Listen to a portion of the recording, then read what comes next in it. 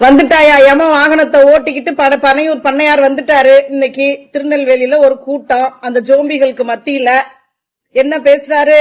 அழகு முத்துக்கோன்ல ஆரம்பிச்சு பசும்பன் முத்துராமலிங்க தேவர்ல ஆரம்பிச்சு யாரையோ பேரெல்லாம் எவன் எழுதி கொடுத்தான்னு தெரியல, யார் பேரெல்லாம் சொல்லிட்டு கடைசியா ஒரு காமெடி என்னன்னா, காமராஜர், அறிஞர் அண்ணா இந்த வரிசையில எல்லாம் கொண்டு வர்றாரு தன்னையும். அதாவது ஒரு கூட்டம் நடத்தினா 10 நாளைக்கு வந்து நல்லா கோட்டை அடிச்சுட்டு குப்புற படுத்துட்டு தூங்கிட்டு மூஞ்சி எல்லாம் வீங்கி போய் 11வது நாள் எந்திரிச்சு அப்படியே பொடி நடையா அப்படியே ஒரு ஏர்போர்ட்டை ஒரு ஜெட்டை புடிச்சு ஒரு தனி விமானத்தை புடிச்சு அங்க இருந்து ஒரு மாவட்டத்துக்குள்ள வந்து இறங்கி அந்த யம வாகனத்தை ஓட்டிட்டு வந்து அந்த சுத்தி நிக்கிற அந்த தற்குறி ஜோம்பிகள் கூட்டத்திட்ட நின்னு ஒரு 10 நிமிஷம் இல்ல 8ல இருந்து 10 நிமிஷம் பேசிட்டு போற இவரு அந்த பெருந்தலைவர்களுடைய வரிசையில வர்றாராம். இதெல்லாம் கேட்கணும்னு தமிழ்நாட்டு மக்களுடைய தலையெழுத்து. வேற என்ன? திமுகவை பத்தி பேசுறதுக்கு, ஊழலை பத்தி பேசுறதுக்கெல்லாம் உனக்கு என்ன தகுதி இருக்கு விஜய்? விஜய் அவர்களே, என்ன தகுதி இருக்கு? புலி படத்துல நடிச்ச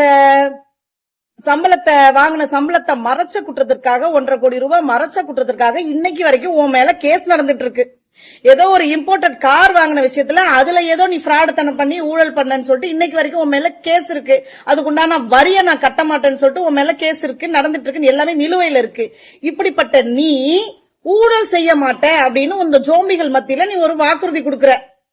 இத வேற ஆண்ட கட்சியும் ஆள போற கட்சியும் வந்து இதே மாதிரி ஒரு சவால் விட முடியுமா?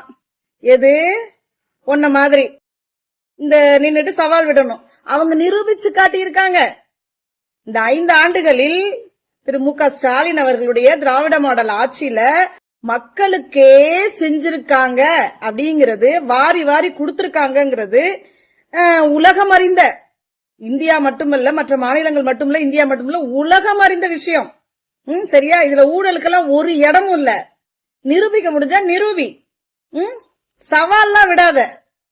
இவர் வந்து ஆட்சிய புடிச்சு தற்குறி கூட்டம், ஒருத்தவன் ஃபார்ம் ஃபில்லப் பண்ண தெரியாம போய் நிக்கிறான். இன்னும் எதோ கூத்து கொடுமை எல்லாம் நடந்துட்டு இருக்குது இவனுங்களுடைய வேட்பாளர் தேர்விலேயே. நேத்து காலையில ஒரு கட்சியில இருந்து 12 மணிக்கு ரிலீவ் ஆகிறவன் அதுக்கப்புறம் 1 மணிக்கு 2 மணிக்கு போய் உன் கட்சியில சேர்ற, நீ 3 மணிக்கு அவனுக்கு வந்து சீட்டு கொடுக்கற. இந்த மாதிரி ஆட்கள் எல்லாம் வந்து ஜெயிச்சு எம்எல்ஏக்களாகி அமைச்சராகி இவர் வந்து முதலமைச்சராகி தமிழ்நாட்டுல ஊழலே செய்ய மாட்டாங்களாம். 234 தொகுதி கூட இல்ல, இனிமே 233 தொகுதி தான் நீ சொல்லிக்கணும். இதுல எத்தனை தொகுதியில டெபாசிட் கிடைக்குதுன்னு பாருங்க விஜய் அவர்களே. நீங்க அதுக்கப்புறமா ஊழலை பத்தி பேசலாம், செய்ய மாட்டேன்னு மார்த்தட்டிக்கலாம். அது மட்டும் இல்லாம இவர் ஒய்ஃப் இவர் மேல போயிட்டு விவாகரத்துக்கு கேஸ் கொடுத்ததுக்கு கூட திமுக தான் காரணம். அதான் ஒரு படத்துல கருணா சொல்வார்ல, வண்ணாந்துறையில உள்பாவட காணாம போனா கூட என்ன வந்து புடிச்சுக்கிறாங்கன்னு. அந்த மாதிரி இவர் வீட்டுல நடக்கிற பிரச்சனைகள், இவர்னால நடக்கிற பிரச்சனைகள், அதனால ஏற்படுற பிரச்சனைகள், இதுக்கெல்லாம் கூட திமுக தான் காரணமா. என்னைக்கு எலெக்ஷன் நோட்டிபிகேஷன்ஸ் வந்ததோ அன்னையிலிருந்து முழு கட்டுப்பாடும் தேர்தல் கமிஷன் கிட்ட போயிடுச்சுன்ற அடிப்படை அறிவு கூட இல்லாம இன்னும் திமுகவையும் முதலமைச்சர் அவர்களையும் பேசிட்டு இருக்கிற இந்த தற்குறி நாளைக்கு முதலமைச்சர் ஆகணும்ன்ற கனவுல மிதந்துகிட்டு